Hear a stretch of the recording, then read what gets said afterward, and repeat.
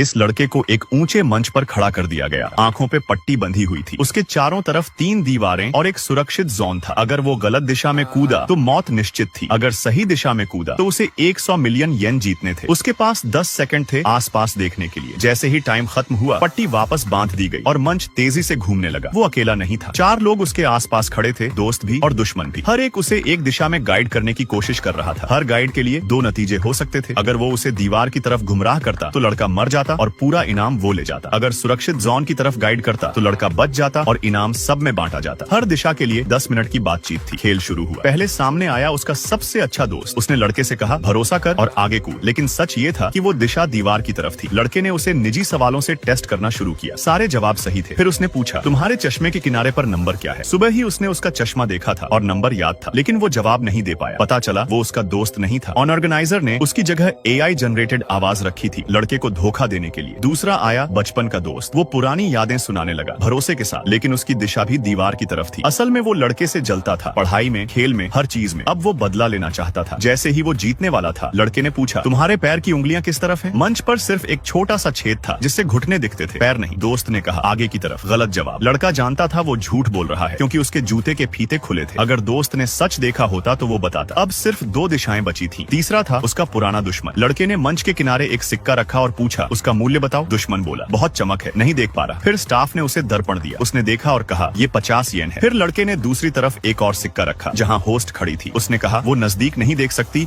और चश्मा नहीं लाई, लेकिन वो सुरक्षित जोन का दावा कर रही थी। लड़का उलझन में पड़ गया। उसे और सबूत चाहिए थे, इसलिए उसने इस बार 2 सिक्के रखे और दुश्मन से फिर पूछा। दुश्मन तुरंत जवाब दे गया। इससे शक हुआ, पहले क्यों नहीं देख पाया था और अब इतना तेज जवाब दे रहा था। फिर लड़के ने एक सिक्का टेढ़ा रखा, ऐसे कि ऊपर से देखने वाला ही फ्रंट देख सके। मंच के दूसरी तरफ से ये नामुमकिन था। होस्ट को समझ आ गया कि ये जाल है, लेकिन देर हो चुकी थी। टाइम खत्म हो गया। लड़का बिना झिझक कूदा और सही सुरक्षित जोन में